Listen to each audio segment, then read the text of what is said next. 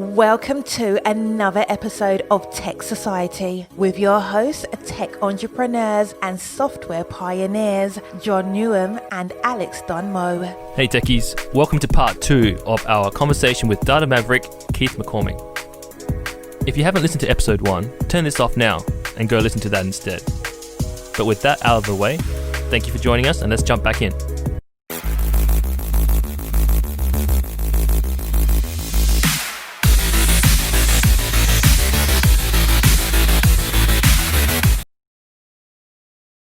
On that topic of being an old school data scientist, do you find that you've seen everything and there's like the new developments don't really surprise you, or is there nothing new under the sun for you? Is it all just a repeat of things that you've learned in the past that you've already come across? That's an interesting take on things. I was just having a conversation with somebody about something similar to this about 2 days ago. What we were talking about was why it sometimes takes quite a few years of experience to get good at this. And I was reflecting back on where I was at my career 10 years in, because 10 years is a while, and there are a lot of things that we do where, at 10 years, you feel pretty good. But think about that as a career path for someone that's going to be building models or leading teams. At the 5-year mark, they've probably seen some projects, but more than likely they haven't led one. Not one that's more complicated than a one-person project. Let's put it that way, right? So then, you get to the 10-year mark, you've maybe led 2 at most. Okay. Well, then and those were probably 2 in the same industry. Less often, it would be 2 major projects in 2 different industries. So, that's at the 10-year mark. So the way a former boss put it, I've been independent most of my career, but during a time that I was full-time, my boss said, "You guys are like 777 pilots. By the time you're really good, you're like within 5 years of retirement." So there's that take on it. But then the other thing is, I've never felt that emotion about my work, that I've seen it all, because I'm fascinated with this deep learning stuff and the autonomous. For at this point, even though again I'm mid-career, can you imagine somebody, at this stage in my career, walking away from all the stuff that I've done and then starting from scratch with robotics or autonomous vehicles or something, right?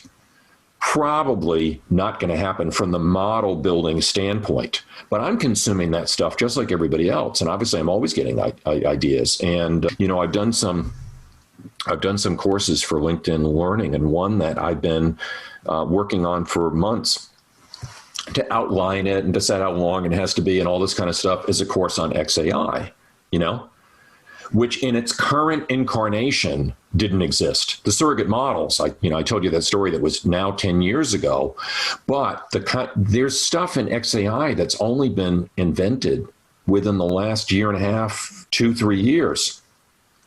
Is that a response to the opaqueness of deep learning?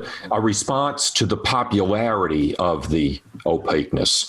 As recently as 5 years ago, black box models were not the majority of models. They were the minority of models when accuracy was paramount and you were willing to make that sacrifice. It's only very recently that it's become the default position. So one academic that I admire, I'm going to embarrass myself here and not be able to remember her name. She's right here in town, although I've never met her. She's at Duke. She runs a machine learning lab. But I saw her speak at the KDD conference in Anchorage. And the opening of her keynote, 90-minute keynote, she had a lot of time to get into detail, basically started with "Stop the madness." It's that the models are getting more complicated, and you don't really get increasingly opaque. It's opaque or not, right? But they're increasingly popular, right? They're increasingly dominant. And she goes, now we have to do more and more and more XAI as a response. Let's just calm down and breathe and stop. The only reason we're excited about XAI is because of deep learning. And just as you said, that's her take on it. Not the majority opinion at the moment, but I was really taken with her talk because I said, if we just stop and breathe and think about it, it's probably being applied in some areas where it doesn't have to be. But then in other areas like natural language processing and generation and medical imaging and autonomous vehicles, it's here to stay. Opaque is here to stay in those areas, so we have to do that. So that was, I guess, twists and turns to my answer there. But no, I never feel that. I never feel that way. I probably have to spend about 6 weeks a year on professional development just to keep up. That's a lot of reasons for that. I'm fortunate that I get invited to speak at some pretty cool conferences and stuff. But where some of my colleagues, sometimes because they have family commitments or like kids and stuff, I'm single without kids. So sometimes that's the reason I have to jump on the plane and go right back. But if I give a talk, I'll tend to stay the whole week. And that's one of the ways that I get that professional development. I'm already there. I've already dealt with the plane ride, and I love my international travel, but I hate the whole ritual of the security and everything about the airplane. So once I'm there, not like that could be a cool place. I mean, why would you want to be in Amsterdam for 36 hours? I mean, I'd rather be in Amsterdam for 10 days. So, you go to these cool cities and I just stay and I camp out. And that's why, so a lot of it is personal to me, but that's why it really ends up being about 6 weeks a year that I'm in the audience, taking notes and then going home to read the book that they mentioned during the talk and so on. And that's just to keep up. I don't even feel like I'm gaining any ground. In the last couple of years, have you noticed a massive escalation in the amount of, in the progress in this field? In progress, you said? Yeah. So, just technical progress. I've never been asked about AI, machine learning, as much as I have in the last year, probably in the 10 years before that. Yeah, I think it's more visible than it's ever been. It's in the press more often than it's ever been, but I think there are bona fide gains. More funding available now. What's that? Yeah, more funding available now, more commercial interest. Yeah, if funding means government funding kind of stuff, I'm not so sure. But commercial funding absolutely exploding, right? Then there's the smaller and medium-sized companies trying to keep up, which is running a lot of money through vendors and so on. Although you all probably know his name. Oh, I remember the other name. Cynthia Rudin is the woman that made that keynote about, she's really fantastic. But another interesting name is Francois Cholet. I think you might recognize his name. Yeah, so he's developed one of these, he's not the TensorFlow guy, but something in that ballpark, developed a package, well-known guy. He sent a tweet a few weeks ago that, how tweets are, they can all of a sudden blow up kind of thing. It ended up his tweet ended up showing up in my LinkedIn feed from numerous different sources, and a podcast that I watch then had this somewhat random talk for 20 minutes just about the tweet. That was their our topic today is we're going to talk about Francois Cholet's tweet, and it was whether or not we're in a data science recession from the hiring standpoint, right? Because they felt, so that was his speculation as an expert, but then on the blog, what they were talking about was, maybe these small to medium-sized companies that I've been talking about, that I mostly work with, the regional banks, the manufacturers, and stuff, that maybe they hired, folks thinking that they were going to be doing TensorFlow and deep learning all the time, and that's the skill set that they were looking for. So their hiring perhaps was somewhat shifted, younger, less experienced, and everybody's got to start, somewhere with that. But the idea that they were really super focused on TensorFlow and Python and deep learning, right? So maybe they were hiring a lot of folks 23, 24, 25 right out of a certificate program, right out of a master's and so on, and then finding, that's not solving most of the problems. Where are those folks on our team that have more industry experience, that have more diverse experience, that know a greater diversity of algorithms and so on, right? So I think that's what they were getting at. And of course, COVID-19 is a factor too, but maybe we need to calm down on the deep learning and the TensorFlow and remember that that's just one piece of the pie. It's interesting that you work with the SMEs. because a lot of, like as you said, a lot of people just kind of say, well, you don't have enough data to bother. I guess, what's your pitch when you meet an executive and they ask you, how can you help us? Well, yeah. So this perceived lack of data, and it's so common. I brace myself for possible a reaction of shock. When I say that tends not to be the problem, because it's just kind of assumed. There's a guy that I love to quote. I mentioned that in the 90s there was this Christie, with a cross industry process for data mining, and that's why everybody called it data mining, at the time. So one of the authors, one of the lead authors that actually sat down to write, as opposed to like the 200 people that came to conferences and workshops and did surveys and stuff, is named Tom Kabaza. And a great guy. He actually started out as an AI professor in the late 80s.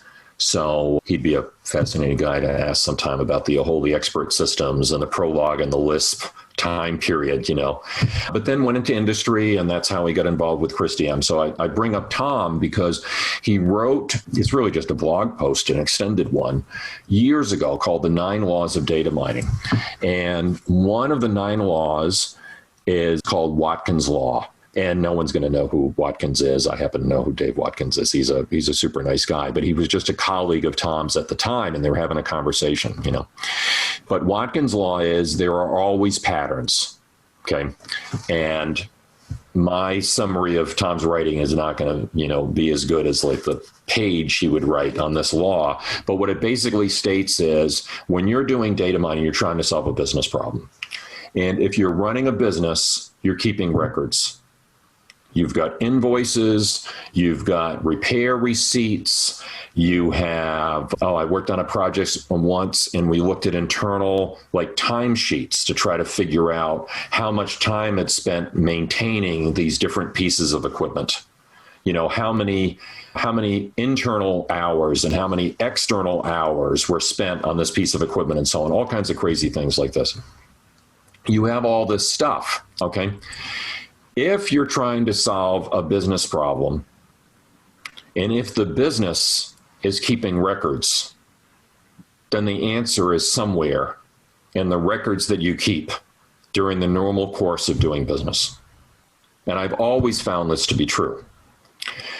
The problem sometimes is that the data might not be in the data warehouse. It might be in old logs or something. Now, hopefully it's not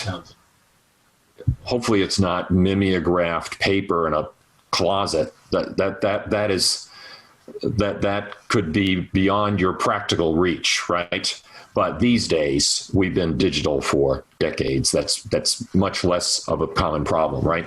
But sometimes it's not in the data warehouse. It's not always easy to get, but it's there. So for instance, on the cell phone project that I mentioned earlier, I wanted access to the billing data, not the billing statements, not the billing summary, the billing data.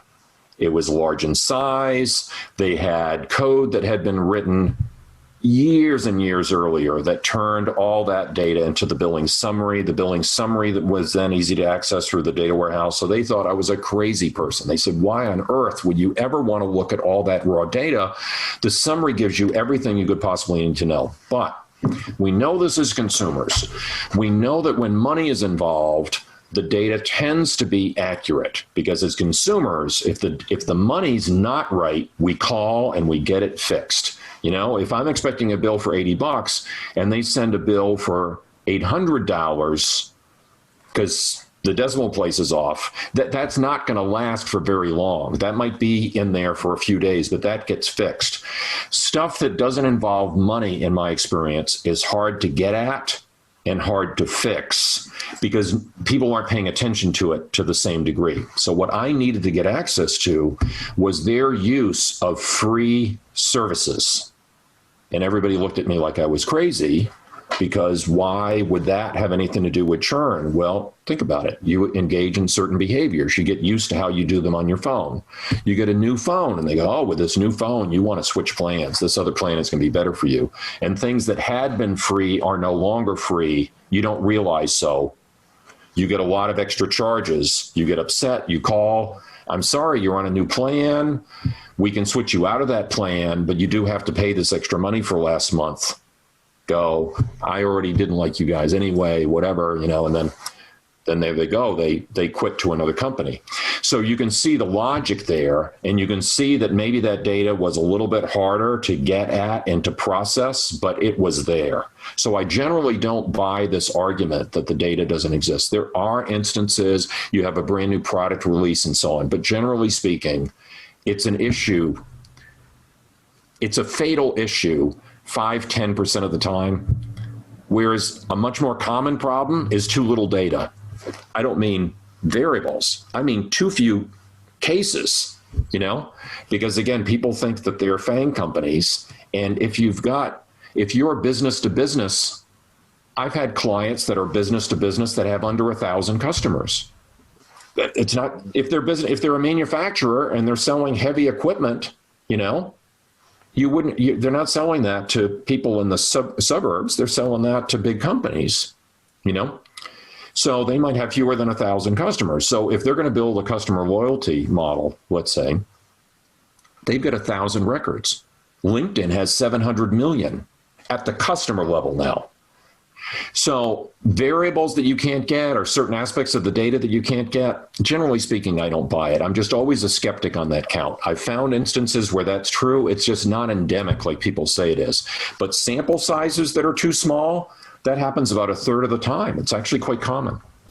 But you obviously need some lateral thinking to interrogate the data, because they obviously had data there that they didn't actually value, that you saw value in. But that took lateral all the thinking. All the time. Yeah. Another big topic that is probably a topic for a different conversation on a different day is, Agile and how strong an analogy there is between software development and what I do, right? But let's just say for the sake of argument, it's probably not true, but let's just say for the sake of argument that for some people at least, all Agile really means is that you have to work in 2-week sprints. Agile experts wouldn't like that definition, but some organizations water it down to that degree, okay? So if you're going to do that, a lot of times you think, oh, well, I need some kind of a prototype within 2 weeks. So what do? You look in only the obvious places. You go to the subject matter expert. I kind of think of this as the cocktail napkin theory. You go find Bob, the guy that, has been working at the company for 37 years, and you sit down and have a sandwich with Bob, and you write down his mental, you get the napkin and your pen, you just scribble out Bob's ideas, and then you go back to your machine learning software and type in, like Bob's ideas. Very much like when you compared data prep to old school expert systems, right? And that's what a lot of people do, and they figure it's more efficient that way because, hey, I can get going right away. Within a couple of weeks, I'll have some kind of a rough prototype. I'll be able to tell management if it's promising, and if so, I kind of win my bonus round and I get to spend another sprint on it, right? The problem with that is, well, there's very little exploration. There's also, I think, a real lack of kind of creativity and investigative work. This kind of work done well is like being a detective. So I love the way that you characterized it. What you really need to be doing is looking where no one else is looking. There's a practical reason why you have to look where no one else is looking. Where everybody else is looking is in the BI dashboards. It's in executive reports. It's already baked into the cake. Yeah. They're already actioning it. That's exactly right. So what I like to do is I start my data prep by looking at an organizational chart. I know this is going to sound strange at first, but what I'm trying to do is because again, I'm usually an external resource, so I'm going in there. Or if I'm waiting to meet the client on the first day, get my badge, and during COVID, this is probably a Zoom call, not a visit, but I'm like in the log and stuff. I always go looking through the magazines and see if there's an annual report there. A lot of times there is. And I'll hold on to that thing. I'm like bookmarking everything, because part of it is I'm trying to understand divisions and teams, because I want data from all the different parts of the business that might touch that particular problem. Okay. So again, let's say it's something like churn, just to stick with an example that we had used before to make it easier. I might say, wow, well, obviously I've got retail, So what kind of data are they generating? I've got some kind of a call center. What kind of are they generating? Oh, when I call about billing, am I getting the same call center as when I call about repairs? Maybe, maybe not. You know what I mean? So I'm kind of making a list of all the places that a customer might interact with. I would do the same if I was doing wind turbines. It's not always, customers, but I'm going through all those different departments, all those different teams, all of which are generating data.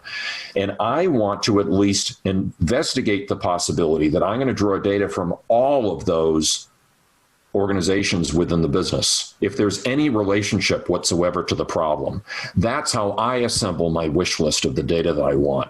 And that's not the way most people start. Most people start by looking in the obvious places, and then they only look in the non-obvious places if the model fails.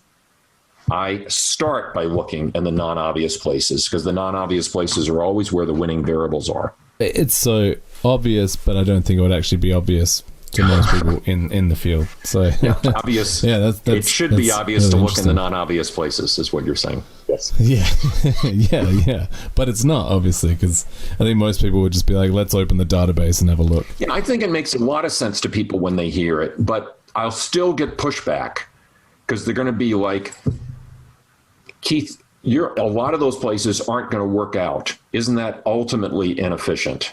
And I think if you really look at it over, let's say, 20 weeks, and you can do a lot of these projects in 20 weeks. These are not 5-year projects. These are weeks, not months, right? Now, they're not 3 weeks probably, but a lot of people would say that's crazy, Keith, because if I start looking at where the subject matter expert told me to look, and I build a model that does anything for me, anything that's better than a coin flip, then I do another sprint, then I do another sprint. I might stop at 6 weeks. Whereas, Keith, you've put yourself on this journey that's always going to take 20 weeks. It's never shorter than that. Okay. Saying, it'd be too expensive to do a whole bunch of experiments like this. But I think if you just set out to do it right in 20 weeks, you're probably a lot better off if you rush it and just keep on, doing this. And the reason I say that is because I'm not going to start building my model until week 16 or 17. I've done data prep that whole time before there. So I think the reason that approach works ultimately is you're spending time in the right places rather than modeling, constantly iterating. I think there's a time-tested, proven way to do this, and slow and steady wins the race in that you have to focus on the data gathering and the data prep and then model, because models can't tell you about variables that you didn't give them. So the human's job really is to gather and organize and integrate that data. That's why, old school or not, folks like me still say that data prep is 80% of the job. And it's not a nuisance. It's our job. It is the most important job we have. It is not a nuisance to be eliminated. It is core to what we do. Do you find that it's a struggle do people know this when you come to them as a consultant, or do you always have to educate them on this? That's where your earlier question is so interesting. Do I think there's nothing new under the sun? There is a feeling of deja vu when you get to this stage that we have to relearn every couple of years. We have to relearn what those of us been at this for a while have known, but we have to reteach, the community. Because again, the notion is with deep learning, you don't do feature engineering. So therefore with deep learning, you're not going to have so much time on data prep. And that's true, but you've got these massive data sets. So that's where there's the disconnect, and you have to win them over on data prep all over again, because every couple of years the conversation changes, but it comes back to these same themes. So Claudia Perlich is a famous data scientist, gives keynotes all the time and stuff like that. And in an interview, she compared it to making shoes. I thought this was a really interesting metaphor. She said, we call it data science, but a lot of it is craft. It's like one of these artisans making beautiful, shoes. They have to do 1,000 of them before they get any good. Or actually, another metaphor is just as good. My best friend just had custom cabinets put in, and the cabinets were built in the workshop, and then installed. But all that care had to be done, because otherwise, you can't be sawing, in someone's living room, so they had to do all that work, and then they had to assemble it. That, I think, is what it feels like to do this right. You're not just cleaning, you're getting all the pieces to the model because they all have to be present to present to the algorithm. So the modeling phase of a project should feel like putting the shelves up, not like cutting and building and assembling the shelves, but simply putting up on the wall. That, it should be about 85% of the way in is when you're, doing the modeling phase if you do this right. And that's where I think sprints get dangerous. It's not that I don't like key milestones at an Agile person would never use the word milestone anyway, but it's not that I don't want to be responsible for ongoing progress. It's that I don't want to spend any time in my first 2 weeks modeling, because that's not how I should be spending my time. Now, I might use a modeling algorithm to explore the data, but I need to be cutting the wood and all that kind of stuff, right? It's not time to assemble it. It's not time to assemble it yet, It doesn't make sense for me to build this little piece of shelf and go drive to the client and nail that on the wall and then go back to the workshop and build another little piece of shelf and drive it back. There are times when that makes sense, like when you're building an interface for a customer. So you show them a prototype of the dashboard before you do all the API calls that would connect it to the data warehouse. I get it. There are a lot of times when that's the case. But for me, I'm not only driven by the customer's needs, I'm also driven by what the data is trying to whisper to me very quietly, So I can't only be listening to the senior VP that asked me to do the project. I also have to be listening to the data. The data is another one of my constituencies. I'm not there only to make some executive happy. I also have to be the trusted advisor and the truth teller to that internal customer, which means that I have to really be attending to that data. I like that. And I'm going to warn you right now, I'm pretty sure our producer is going to call this episode Keith McCormick, the data whisperer. Yeah. Well, okay, quick question on this one, the data is whispering to me. I'm not whispering back to the data, right? But it's a funny thought. So we'll think about that. Well, I think it's more like you're whispering back and forth. So, just chilling out and chatting. Yeah, that's funny. Yeah. On this concept of a data science as a craft, it's quite interesting. But since the industry's exploded recently, do you find that there's a lot of other consultancies that really sell the world to their clients? And how do you really distinguish the value that you bring to a business compared to other consultancies? Especially consultancies that are traditionally more software development. Because they're software developers, they think they can do data science. Yeah, but now they can sell the shiny. How do you fight that?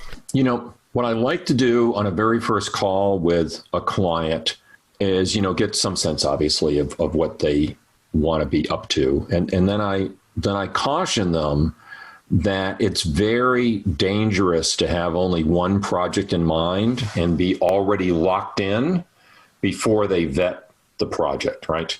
Sometimes I win them over to that idea right away. Sometimes I don't. Sometimes they say, well, this came down from the CEO, and from the CEO it passed down to operations, and from operations it came to our VP, and then it landed on our desk, and we're locked in. This is the project, that's it.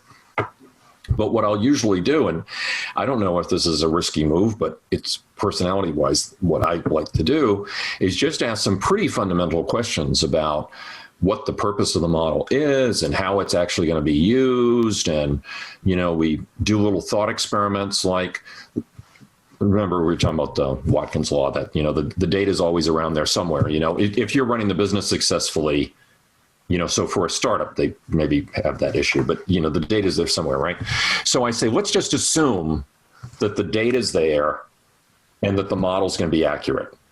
And those two assumptions are a little bit of a shock, because they usually think those are their two biggest problems, that either the data is not there or the model's not going to be accurate. But I'm just going to say, let's not worry about this on this first call. Let's just assume that the data is there, and let's just assume that I can build you an accurate model. Because I say, those two problems are not usually the problems, right? So then I'll say, let's talk about organizational resistance. Let's say the model exists tomorrow. It's everything you hoped it would be. Who within the organization possibly wouldn't want to use it? And then there's just this pregnant pause, I think probably sometimes it hits 2 or 3 minutes of silence.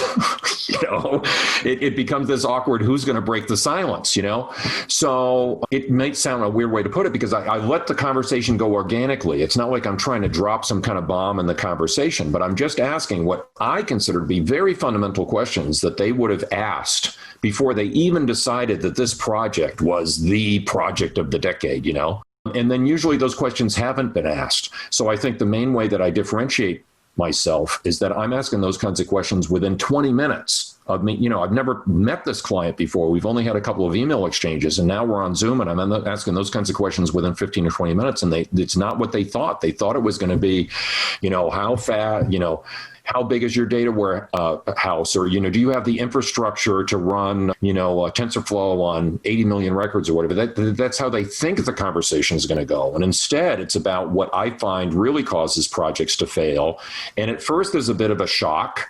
And then there's a recognition that they haven't crossed the T's and dotted their I's. So then it's only natural that if I'm going to work with them, and sometimes we just decide that maybe this project doesn't make sense, and maybe we have to do a completely different thing where we just come up with good projects, right?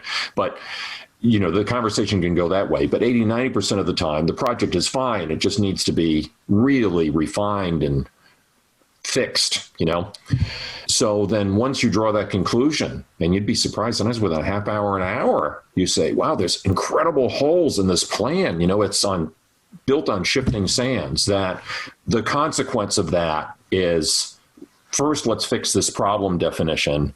And since no one else that they're talking to is focused on problem definition, everybody else is going to be focused on technology and algorithms. That next thing you know, I'm working with them.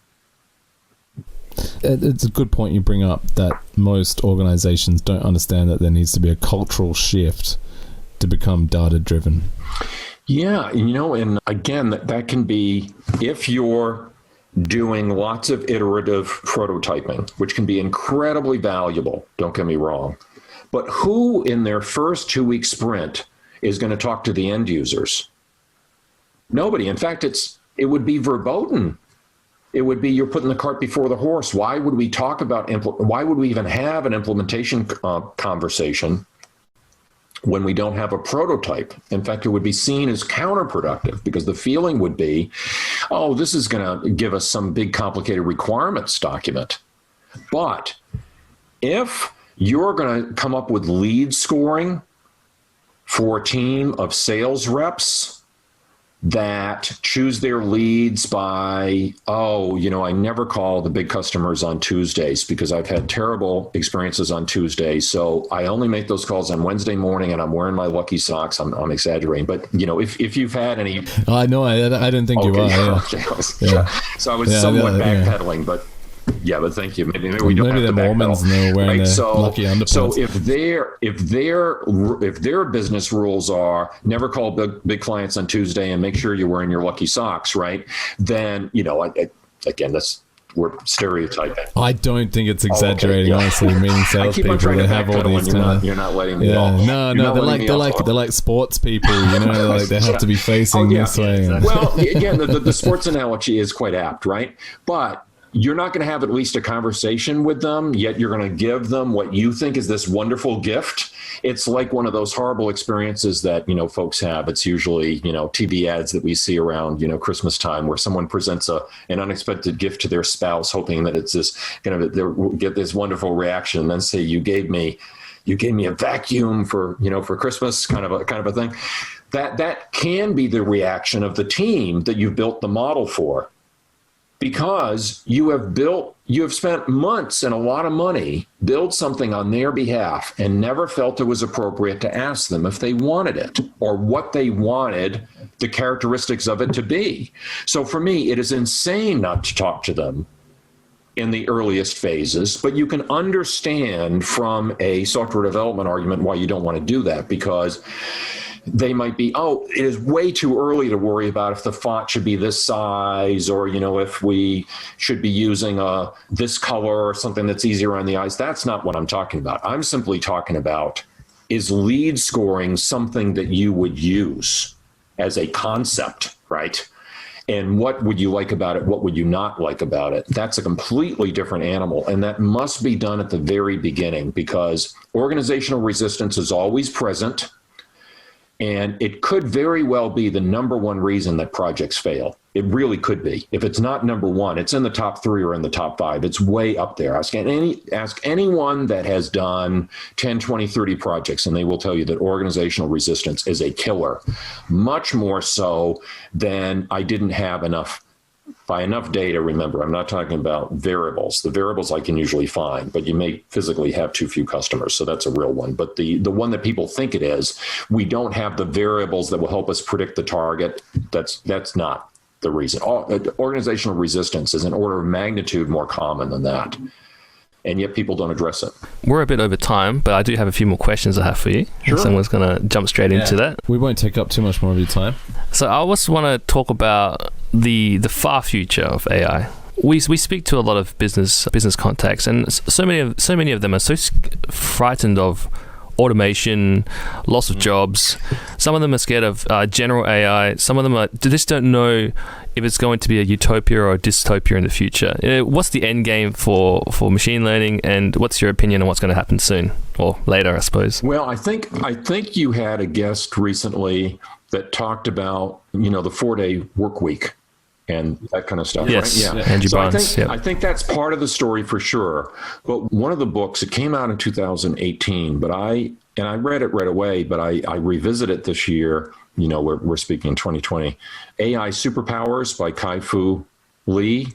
And I think his take on this is really good. One of the things that, he mentioned in an interview this year, actually, because when I revisited the book and then I wrote a book review, on my blog and stuff. So I kind of got into it for a while.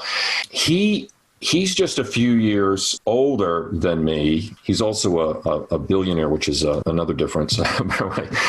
Because he's just a few years older than me, I found it really interesting because, in fact, maybe just like 3 or 4 years, I'm not sure of his exact age, but the way he talked about expert systems, was that when he was like doing grad school when I was an undergrad, so he writes about, that thing. And I found that really interesting. But he makes a comment in one of these 2020 interviews when they're talking about COVID and things like that, that I think really nails it. And that is, one is the difference between how China approaches this and how Silicon Valley does. And the other is between more structured and less structured problems. So, and I know I'm hitting you with a lot of different stuff that I promise I'll sew together here quickly.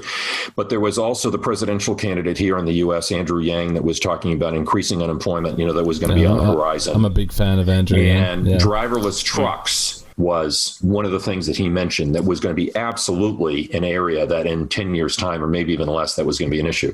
Well, Andrew Yang's mention of that and Kai-Fu Lee's really come together in a nice way, because what Kai-Fu Lee has said, that China's approach is, let's take what we already know we're doing well now and run with it and bring it to market.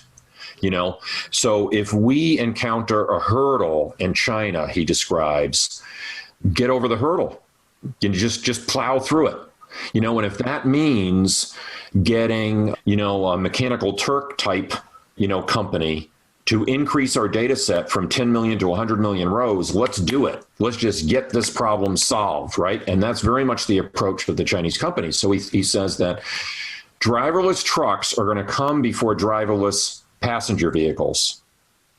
And they're probably going to come out in China before they come out in the US. And I think that really is bring all the pieces together in a way that resonates with me, because I'm certainly not an autonomous vehicle, expert. But I can picture that happen within 5 or 10 years. You're going to have a dedicated lane on some quiet, remote Chinese highway, and you're going to have these driverless trucks going down that dedicated lane. Wasn't it the Wolverine movie? There was some scene that involved driverless trucks. I think that's supposed to be in the near future. That I can get. But Kai-Fu Lee continues to say, things like the robot made like from the Jetsons. Not happening anytime soon, right? Even driverless cars, in the suburbs will be several years, not decades, but several years after driverless trucks, because it's an ill-structured environment. So that's why we see robots like the file cabinet looking things that run around the Amazon, factory. But on a more optimistic note, there's a really fascinating client that I've been learning about over the last few months that is in the AI space. And what they do is Mechanical Turk type activity, but where it's much, much more specialized.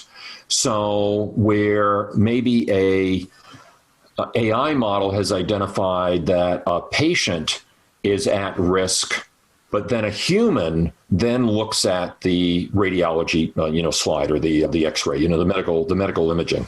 And what they discovered was really fascinating was that sometimes an expert processor, that's been trained in this skill does a better job than med students, right? And at first that sounds counterintuitive.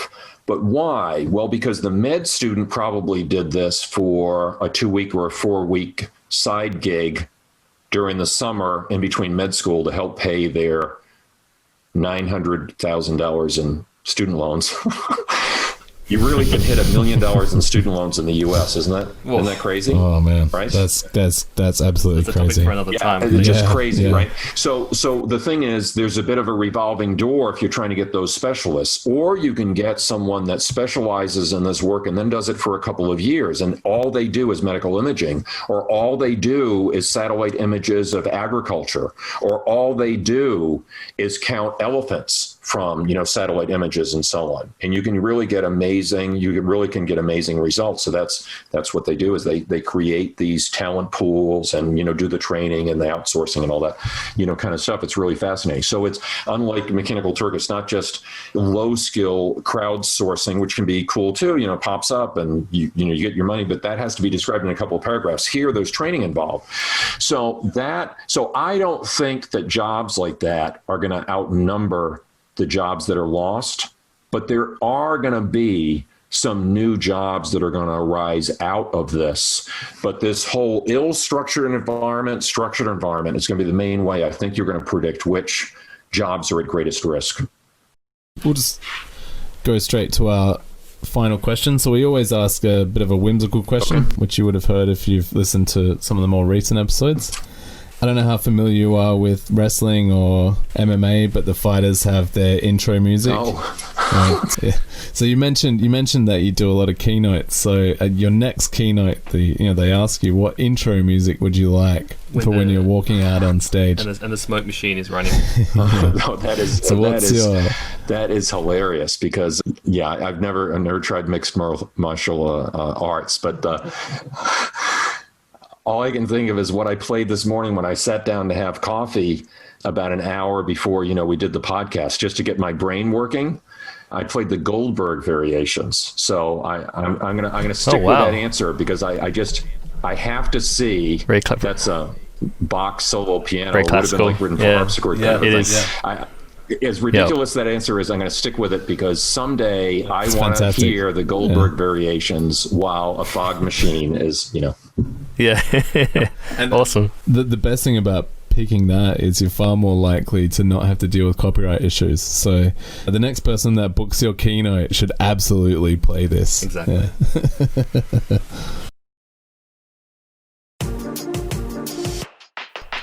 Thanks for listening. On this day in tech history, 1955, a pair of proud Seattle parents welcomed their new son into the world, having no idea he would become one of the most rich and powerful men of all time. Happy 65th to William Henry Gates III, otherwise known as Bill Gates. That's it from us at Tech Society. Thanks for listening.